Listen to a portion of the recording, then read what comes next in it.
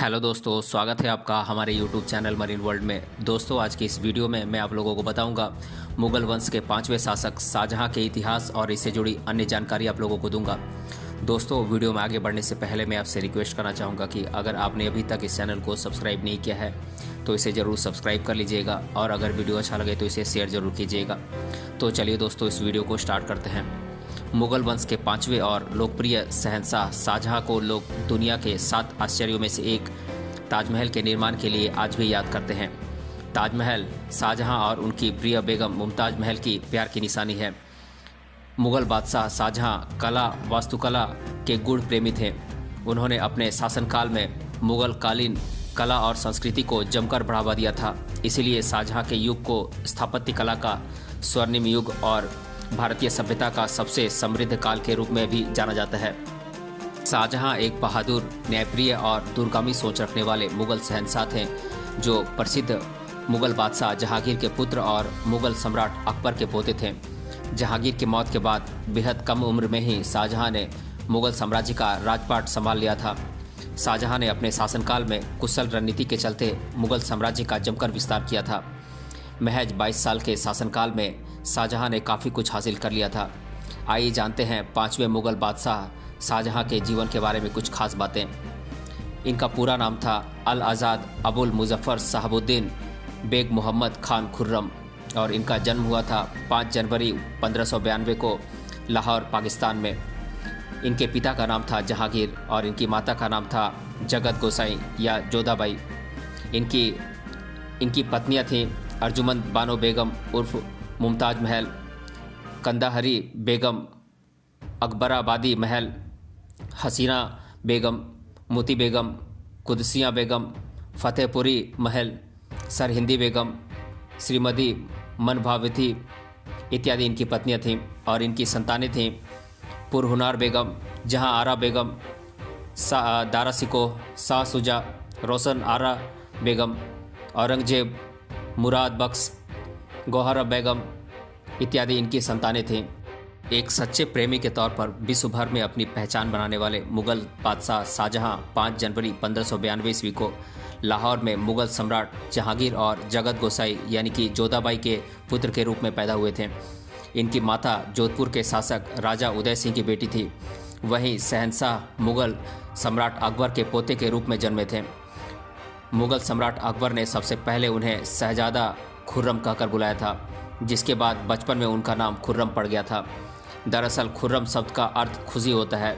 वहीं दादा पोते का अत्यधिक लगाव था। ऐसा कहा जाता है कि अकबर ने शाहजहां को गोद ले लिया था और उनकी परवरिश भी अकबर ने ही की थी। वहीं अकबर ने शाहजहां को एक महान योद्धा बनाने में कोई कसर नहीं छोड़ी थी। उन्होंने उसे बचपन से ही सैन्य कौशल का प्रशिक्षण देना शुरू कर दिया था।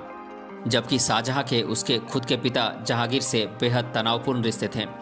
दरअसल जहांगीर अपनी अत्यधिक चतुर बेगम नूरजहां की कूटनीतियों को मानते थे और उन्हें ही तवज्जो देते थे, जिसके चलते शाहजहां और जहांगीर में ज़्यादा नहीं बनती थी।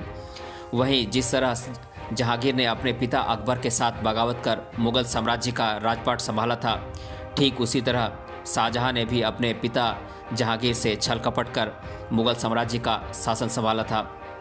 शाहजहां की सौतेली मां नूरजहां बिल्कुल नहीं चाहती थी कि शाहजहां मुगल सिंहासन पर विराजित हो। वहीं शाहजहां ने भी नूरजहां की साजिश को समझते हुए 1622 ईस्वी में आक्रमण कर दिया। हालांकि इसमें वह कामयाब नहीं हो सका। 1627 ईस्वी में मुगल सम्राट जहांगीर के मौत के बाद शाहजहां ने अपनी चतुर विद्या का इस्तेमाल करते हुए अपने ससुर आसफ खां को निर्देश दिया कि मुगल सिंहासन के उत्तराधिकारी बनने के सभी प्रबल दावेदारों को खत्म कर दे। जिसके बाद आसफ खां ने चालाकी से दाबर बख्श हुसंकर गुरसप शहरयार की हत्या कर दी और इस तरह शाहजहां को मुगल सिंहासन पर बिठाया गया। बेहद कम उम्र में ही शाहजहां को मुगल सिंहासन के उत्तराधिकारी के रूप में चुन लिया गया। साल 1628 ईस्वी में शाहजहां का राज्याभिषेक आगरा में किया गया और उन्हें अबुल मुजफ्फर साहबुद्दीन मोहम्मद साहिब किरण सानी की उपाधि से सम्मानित किया गया। मुगल सिंहासन संभालने के बाद मुगल शहंशाह शाहजहां ने अपने दरबार में सबसे ज़्यादा भरोसेमंद आसफ खां को 7000 सवार, 7000 जात और राज्य के वजीर का पद दिया था। शाहजहां ने अपनी बुद्धिमत्ता और कुशल नीतियों के चलते साल 1628 से 1658 तक करीब 30 साल तक शासन किया। उनके शासनकाल को मुगल शासन का स्वर्ण युग और भारतीय सभ्यता का सबसे समृद्ध काल कहा गया है। शाहजहां शुरू से ही एक शौकीन, साहसी और अत्यंत तेज बुद्धि के बादशाह होने के साथ साथ कला, वास्तुकला और स्थापत्य कला के गूढ़ प्रेमी भी थे। उन्होंने अपने शासनकाल में मुगल कालीन कला और संस्कृति को खूब बढ़ावा दिया और कई ऐसी ऐतिहासिक इमारतों का निर्माण करवाया है जो कि आज भी इतिहास के पन्नों पर दर्ज हैं और हिंदू मुस्लिम परंपराओं को बेहद शानदार ढंग से परिभाषित करती हैं। वहीं उन्हीं में से एक ताजमहल भी है जो अपनी भव्य सुंदरता और ऐतिहासिक महत्व की वजह से दुनिया के 7 आश्चर्यों में गिनी जाती है। शाहजहां के शासनकाल में बनी ज़्यादातर संरचनाओं और वास्तुशिल्प का निर्माण सफ़ेद संगमरमर पत्थरों से किया गया है। इसीलिए शाहजहां के शासनकाल को संगमरमर शासनकाल के रूप में भी जाना जाता है।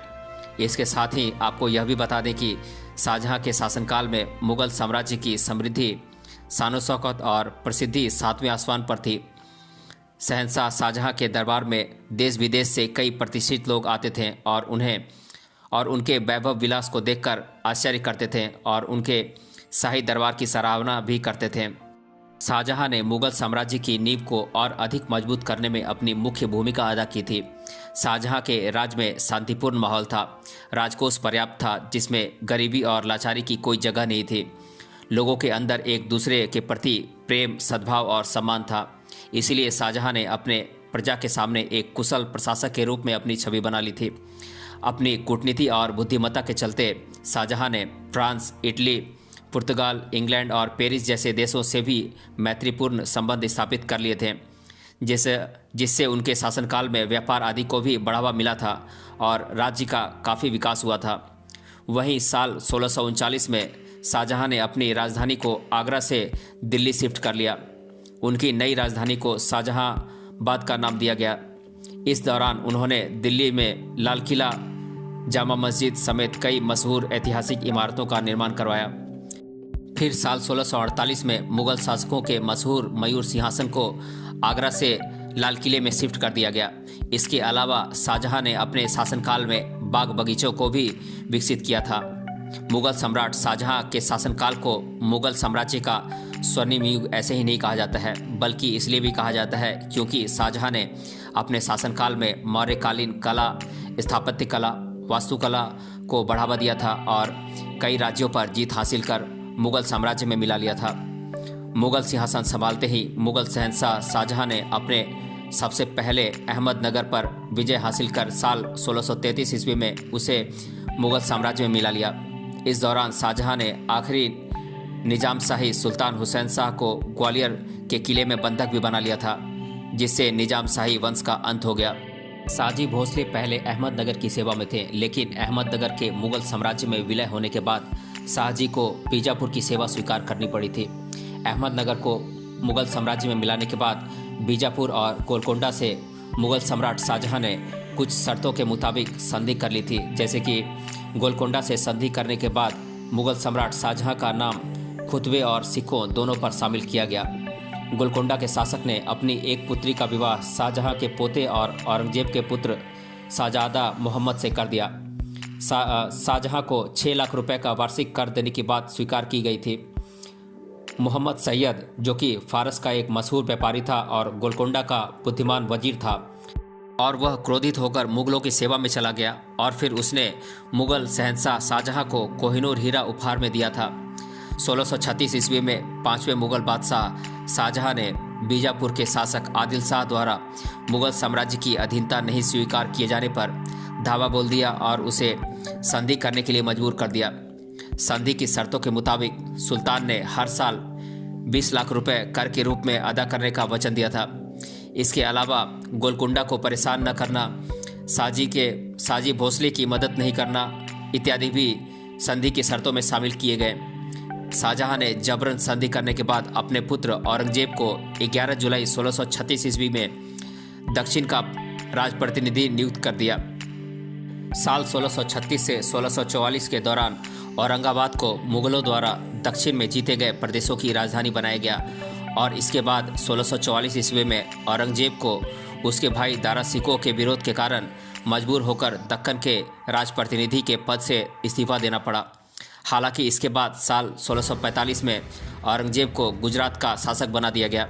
इसके बाद औरंगजेब को फिर से कंधार, बल्ख आदि पर आक्रमण के लिए भेजा गया और फिर औरंगजेब को साल 1652 से 1657 में दक्षिण की सूबेदारी सौंपी गई। इस दौरान शाहजहां के पुत्र औरंगजेब ने दक्षिण में मुर्शिद कुली खां की मदद से यहाँ की अर्थव्यवस्था और लगान व्यवस्था को मजबूत बनाया। इसके बाद शाहजहां के शासनकाल के दौरान मुगल शासकों ने गोलकुंडा के शासक कुतुब शाह को संधि करने पर विवश कर दिया, जिसके परिणाम स्वरूप मुगल साम्राज्य के दौरान गोलकुंडा दुनिया के सबसे बड़े हीरा विक्रेता बाजार के रूप में उभरा। आपको बता दें कि मध्य एशिया में मुगल साम्राज्य का विस्तार करने के लिए शाहजहां ने अपने पुत्र शहजादा मुराद और औरंगजेब को भेजा था, लेकिन मध्य एशिया में मुगलों का साम्राज्य स्थापित नहीं हो सका। 1622 ईस्वी में शाहजहां के पिता जहांगीर के समय में कंधार का किला मुगलों के अधिकार से निकल गया, लेकिन शाहजहां के कूटनीतिक नीतियों की वजह से वहां के किलेदार अली मर्दान खान ने 1639 ईस्वी में यह किला मुगलों को दे दिया था। लेकिन 1648 से 49 ईस्वी में इस किले पर फारसियों ने आक्रमण कर दिया और यहाँ पर अधिकार जमा लिया और कंधार का किला मुगलों से फिर से छीन गया। और इसके बाद मुगल बादशाह शाहजहां ने कंधार के किले पर जीत हासिल करने के लिए सैन्य अभियान चलाए, लेकिन शाहजहां के शासनकाल में कंधार के किले पर मुगल कभी अपना अधिकार नहीं कर सके। वैसे तो मुगल बादशाह शाहजहां के शासनकाल में माहौल शांतिपूर्ण था, लेकिन उनके शासन में कुछ विद्रोह भी हुए हैं। शाहजहां के शासनकाल में साल 1628 ईस्वी से 1636 के बीच बुंदेलखंड का पहला विद्रोह भड़का। 1628 ईस्वी में बुंदेला नायक और वीर सिंह बुंदेला के पुत्र जुझार सिंह ने अपनी लालची प्रवृत्ति के चलते धोखाधड़ी से प्रजा का धन इकट्ठा कर लिया, जिसके बाद शाहजहां ने उसके ऊपर आक्रमण कर दिया। फिर जुझार सिंह ने शाहजहां के सामने आत्मसमर्पण कर माफ़ी मांग ली। फिर कुछ समय बाद यह विद्रोह पूरी तरह ठंडा पड़ गया। 5वें मुगल सम्राट शाहजहां के शासनकाल के समय अफगान सरदार जहां लोदी, जो मालवा की सूबेदारी संभाल रहा था, उसने मुगल दरबार में आदर सम्मान नहीं मिलने के कारण विद्रोह कर दिया था।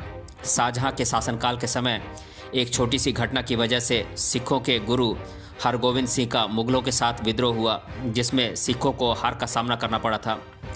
मुगल सम्राटों ने पुर्तगालियों को नमक के व्यापार का एकाधिकार दिया था, लेकिन पुर्तगाली अपनी हरकतों से बाज नहीं आ रहे थे और पुर्तगालियों का प्रभाव बढ़ता जा रहा था, जिसको ख़त्म करने के लिए 1632 ईस्वी में मुगल बादशाह शाहजहां ने पुर्तगालियों के प्रमुख व्यापारिक केंद्र हुगली पर अधिकार कर लिया था।